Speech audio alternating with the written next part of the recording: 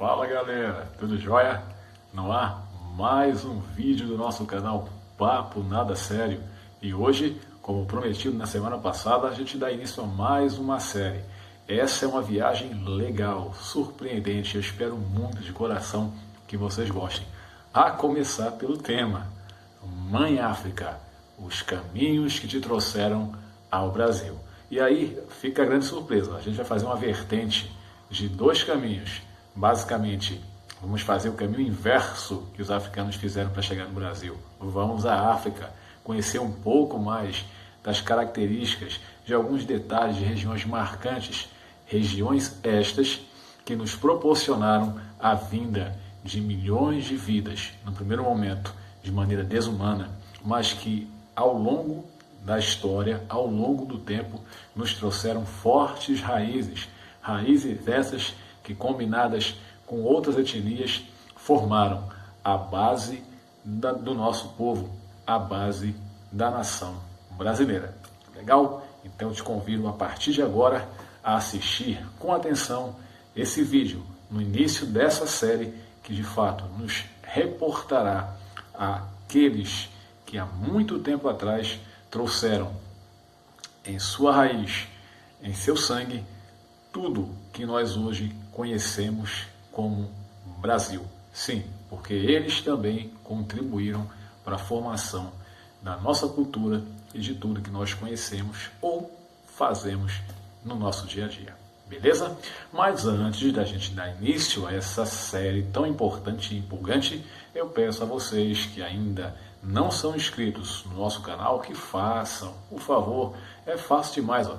Tá vendo esse nome aqui? Inscreva-se em vermelho? É só você chegar, clicar lá. Vão abrir 3 sininhos. Pega o de cima, que está lá com um sinalzinho de vibração. É só apertar ele lá.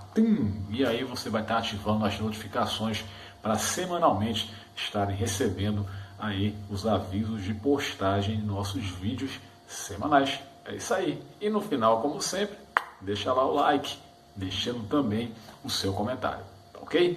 Então já a gente volta com o início da série Mãe África, os caminhos que te trouxeram ao Brasil. Até já! A África é um dos continentes mais belos do planeta. Possui um território com mais de 30 milhões de quilômetros quadrados e muitos recursos naturais e minerais. Esse imenso continente possui uma cultura rica e diversificada e um povo que também foi responsável pela construção do Brasil. Foi na África que se deu a chamada Revolução Agrícola, a criação do gado, a mineração, a metalurgia, a invenção da escrita, o desenvolvimento do comércio, a arquitetura, a engenharia, o avanço da medicina, o nascimento do conhecimento intelectual e da organização política. África, o terceiro maior continente do mundo. É, por muitos considerado aí o berço da humanidade, pois estudos recentes lá no final do século XX descobriram o esqueleto humano mais antigo da história, o que para os cientistas já foi motivo suficiente para fazer da África, de fato, o local onde, segundo eles, a humanidade teve início. Porém, o continente africano foi palco de muitos e muitos fatos importantes, diferentemente do que muitos passaram a falar, principalmente depois, né, da Idade Média, principalmente dentro da Idade Moderna, até hoje, a Idade Contemporânea, de que a África, de fato, sempre foi um continente marginalizado. A história nos prova que não. Desde a antiguidade, reinos, impérios inteiros que surgiram lá se sobressaíram, trazendo inovações e o espírito aguerrido de povos que ali sempre habitaram. Só falar de Egito, um grande império da antiguidade, falamos do reino do Kush, né? Onde de fato muitos passaram a ascender ao poder não só local, mas durante algum tempo houve uma grande dinastia de faraós negros partindo daquela região, da região da Núbia, sem falar dos etíopes, entre outros. Quem nunca ouviu falar da famosíssima rainha de Sabá, que atravessou um deserto para conhecer a grande sabedoria do rei Salomão? Só para se lembrar de fatos que realmente marcam a história e comprovam que o continente africano foi uma região que sempre esteve antenada com o poder e de lá grandes impérios e forças militares emergiram.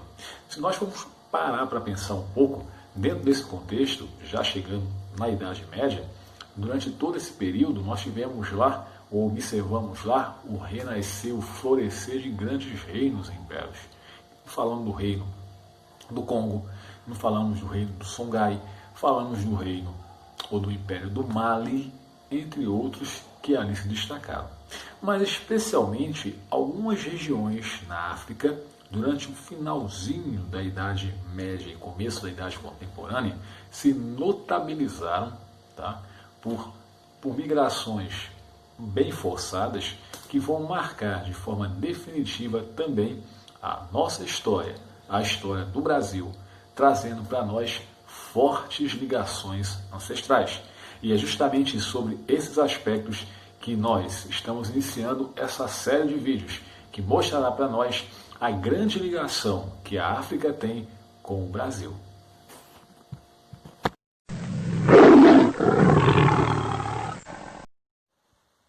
Um dos primeiros reinos que nós temos conhecimento, surgindo praticamente ali, bem na segunda parte da Idade Média, né, foi justamente o reino de Gana. É isso aí.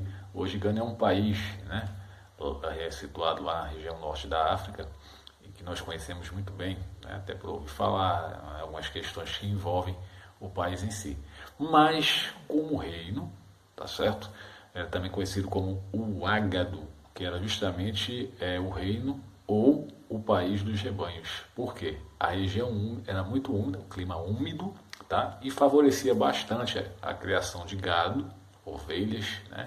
E também da agricultura. Por isso se aproveitaram bastante dessa região e não à toa a economia inicialmente se baseou justamente na criação do gado, grandes rebanhos, tá? E também na agricultura. Porém, tá? A África ela é muito conhecida por suas grandes jazidas de diamantes e ouro. No caso do reino de Gana não era diferente, até porque regiões como Tangante, né, a própria cidade, a capital na época, Aldagoste, tá, e também Komisale, eram justamente cidades onde as jazidas de metais preciosos existiam aos montes. Tá? Então, a questão da mineração, tá, da busca do ouro, também foi uma atividade muito forte e presente dentro do reino de Gana. Além disso, o comércio era predominante. O comércio do sal, o comércio de especiarias, o comércio de escravos, e a gente vai entender por que esse comércio existia. A gente vai ter vídeos que vão tratar basicamente sobre isso, mas dá para se adiantar que muitos deles, né, acabavam fazendo guerras, tribos com tribos, ou basicamente reinos inteiros com outros reinos. Só para lembrar que o conceito da formação dos reinos ou impérios africanos era justamente a reunião de várias tribos em torno de um maioral que saía de uma dessas tribos e se tornava o soberano absoluto daquela região. Então ele unificava essas tribos, formando assim um reino ou um império. E muitas vezes, tá, as guerras entre tribos ou de reinos contra outros reinos, favorecendo os vencedores, fazendo com que então os vencidos, muitos deles fossem escravizados. Mas existiam outros tipos de escravidão também lá, e a gente vai conhecer mais à frente quais eram esses tipos de escravidão. Beleza? Ok? Um aspecto importante também que devemos lembrar sobre, né, o reino do Gana é que ele foi um reino que tinha a sua organização política voltada na questão da sucessão do trono de maneira matrilinear, ou seja, era o sobrinho do rei, tá? O sobrinho do rei que lhe sucedia, como forma de assegurar que esse sucessor fosse sempre de sangue real, já que o filho do rei poderia não ser realmente seu filho legítimo. A grande preocupação que existia é isso. Aí tem aquela questão, quem garante também que o sobrinho era seu sobrinho legítimo? Hã? Da mesma forma que o rei poderia ser enganado, tá?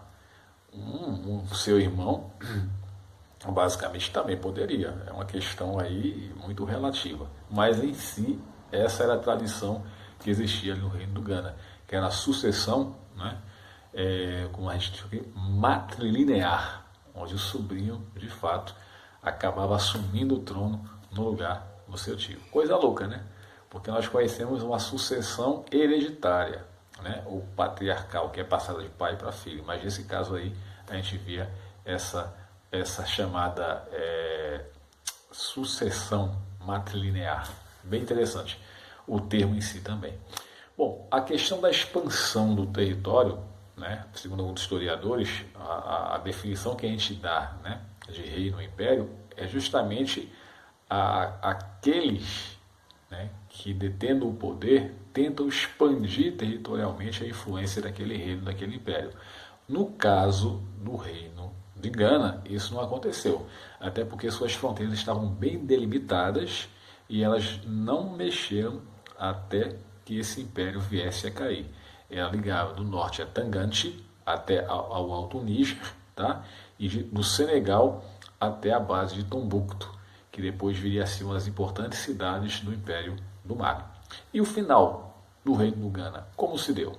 A queda desse reino teve início com a concorrência de outras potências locais no tocante ao comércio do ouro. É isso aí. Então o ouro era bastante cobiçado.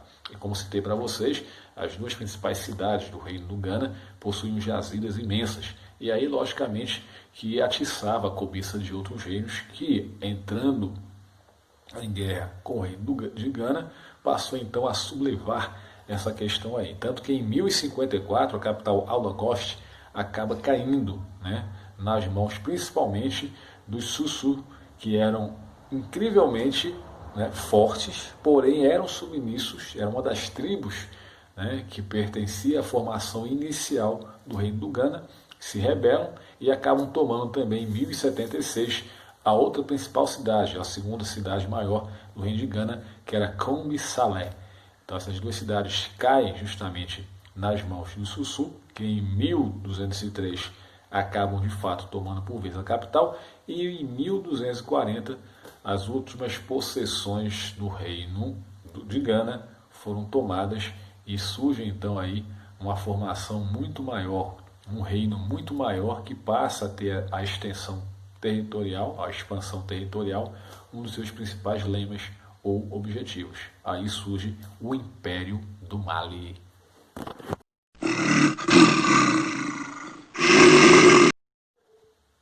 Com o declínio do reino de Ghana em 1076, ergue-se no local, tá, o Império do Mali, que em 1240, conforme a gente já viu aí, tá, no tape passado, acaba conquistando por completo toda aquela região que pertencia então ao reino de Ghana. Então o reino do Mali, ou o Império do Mali, foi o primeiro da África subsaariana que temos de fato notícias, tá? Até porque, embora de fato nós conheçamos aí a história oral, né, contada através dos griotes, que são aqueles que vão manter toda a história da civilização africana, dos povos africanos, né, de forma oral, passando de geração após geração, o Império do Mali ele se notabilizou também pelo forte comércio que eles mantinham com os povos árabes.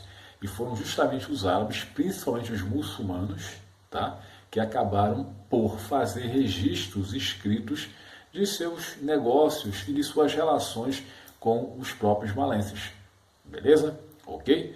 Tanto é que a médio e longo prazo o Império do Mali ele torna-se basicamente, além de adepto das religiões tribais, eles passam a praticar de forma aberta o muçulmanismo. Tanto que nós temos histórias aí contadas de vários mansas. Mansas é o título dado ao imperador, tá, malense naquela época. Então os mansas muitas vezes faziam peregrinações até Meca, né, que é a grande central, a grande capital, né, da religião muçulmana, a fim de fazer, já que como bons devotos do muçulmanismo ou do islamismo, eles precisavam fazer essa peregrinação a Meca pelo menos uma vez na vida. E conta-se história aí, como por exemplo o Mansa Musa, que fez uma grande peregrinação já na metade, né, de existência do Império do Mali, até Meca com uma grande comitiva, né, levando muitas riquezas, fazendo paradas em muitos locais, e de forma acentuosa, chamando bastante atenção. São os relatos, tá?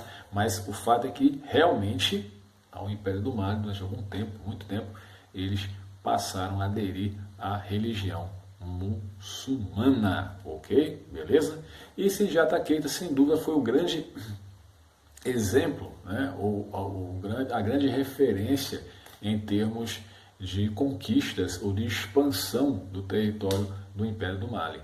Ele foi aquele que, de fato, né, soube liderar um grande exército para acabar, né, com a influência de Sussus, que haviam conquistado, derrubado em boa parte o reino do Ghana, tá? E eles, de alguma forma, tinham ideias contrárias à ideia das tribos, ou da tribo que pertencia ao Sundiata Keita. Então ele consegue, de fato, derrubar, né, ou vencer os Sussus, e aí passa a assumir de forma dirigente os caminhos do Império do Mali. É apenas para mostrar que, de fato, tá, a África sempre possuiu grandes impérios, grandes reinos, e tal o Império do Mali, que não se deixa mentir. A ráfia é uma das principais plantas cultivadas ali, né? Ideal medicinal, ideal para várias aplicações, vários usos, beleza? Além da ráfia tem a questão da exploração do ouro, que nessa região se torna acentuosa, uma vez que eles haviam conquistado de fato as principais cidades que pertenciam ao reino do Ghana, tá certo? Tinha Tombuctu, é uma cidade muito desenvolvida para essa época, existia cerca de 1000 universidades em toda a região, tá, do Império do Mali, o que demonstra justamente, né, a diferença dos relatos que os europeus fizeram dos povos africanos, que eram povos ignorantes, que viviam basicamente com rituais bárbaros, tá certo? Era a concepção que os europeus tinham dos africanos em si, e que não tinham nenhuma preocupação com a instrução em si. Então, o reino ou o Império do Mali demonstra justamente o contrário, que eles tinham acesso à educação e eram bastante letrados, tá? E dedicados, sim, aos estudos, tendo em vista que, havendo as universidades, também existiam as bibliotecas públicas, onde todos tinham acesso, tá, à instrução. Você pergunta, mas a história dos povos africanos não eram contados pelos griots? Mas eu acabei de falar para vocês, tá, que a influência que o Império do Mali recebeu dos povos árabes, principalmente dos muçulmanos, né, praticantes do islamismo, fizeram com que eles fossem um povo também letrado. Tá o exemplo aí das universidades e o exemplo das bibliotecas que eles mantinham, tanto em Tombuctu como em outras cidades também importantes daquela região, tá? Como Niani, que era a capital do Império do Mali, mas Tombuctu tinha uma importância estratégica, né, muito grande para aquelas pessoas também, tá? A noz de cola, né, que eles também comercializavam bastante, cultivavam, muito apreciado, e que de alguma forma agregava valores de ganhos para o próprio povo do Mali, certo? Ok? Sem dúvida, um grande império, um império de grande influência naquela época.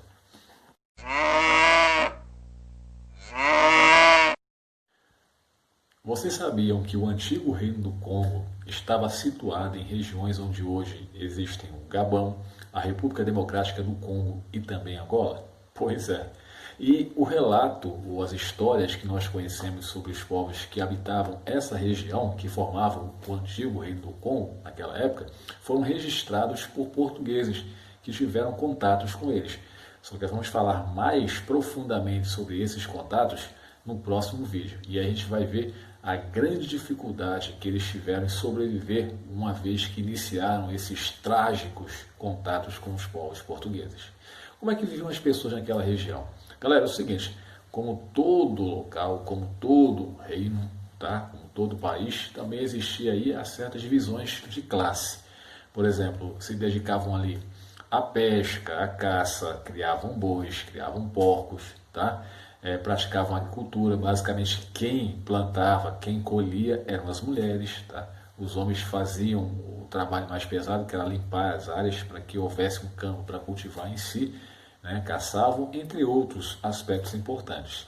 Nós também não podemos esquecer que eles faziam trabalhos manuais, que nós chamamos hoje, conhecemos de artesanato. De que forma? Eles usavam os cobres ou o cobre para fazer enfeites, né, fazer joias, né, enfim, esses adornos que nós tão bem observamos, né, quando falamos de cultura africana em si, esses adornos são bem conhecidos, né, e foram amplamente confeccionados naquela época e até hoje são, uma vez que são elementos culturais presentes, né, nas diversas culturas que existem lá no só continente, que é o continente africano, né, um continente que atualmente tem mais de 53 países e todos eles interagem através da sua cultura. E todas elas são bastante peculiares, certo? Ok? E eles também trabalhavam com ferro, né? Eles derretiam o ferro para forjar as suas armas, espadas, facas, lanças, escudos, enfim. Existia todo um aspecto metalúrgico, né, dentro do Reino do Congo, onde eles podiam trabalhar de forma contínua. Então isso era a base da sociedade e a base também da economia, das atividades econômicas desenvolvidas dentro do Reino do Congo. Que diferente do Reino de Gana e do Império do Mali, ele era um reino mais restrito em si. Mantinha, de fato, bem intrínseco neles as tradições tribais. Elas falavam bem mais alto do que as leis que eram mantidas por uma aristocracia que dominava. E este era o caso do Reino do Congo, né? Ela era dominada por uma aristocracia. Eram famílias mais antigas da região em si, denominadas de autoimportantes, que casavam-se entre si e mantinham o domínio, passando esse domínio de pai para filho. Aí vem a questão hereditária de fato, ok? Beleza? O fato é que todos esses reinos e impérios, eles desapareceram ao longo dos séculos. Pois é, e boa parte das razões que levaram a esse desaparecimento tem a ver com o contato que eles tiveram com o homem branco, vindo diretamente da Europa. E esse contato fez com que muitos desses povos perdessem a sua autonomia e passassem simplesmente a condição de serviçais. Até que ponto isso foi prejudicial e como essas relações impactaram diretamente a vinda desses povos para o Brasil e boa parte da América do Norte, Central e do Sul, nós vamos passar a conhecer a partir dos. Por isso, quero convidar vocês a continuar acompanhando a série Mãe África, os caminhos que a trouxeram para o Brasil, na próxima semana, onde teremos o segundo vídeo ou o segundo capítulo da série. Beleza? E antes de terminar, eu peço encarecidamente a vocês que deixem lá o like, tá? Deixa o like, dá força aí ao nosso canal para que a gente possa continuar a fazer mais vídeos. Façam também os seus comentários, deixem lá direitinho, porque é com base neles que nós podemos fazer vídeos com mais qualidade. E aí, gostaram? Nossa viagem não acabou. Te convido para a próxima semana acompanharem mais um vídeo do seu canal Papo Nada Sério. Um beijo para vocês, um abraço e até a próxima semana. Tchau!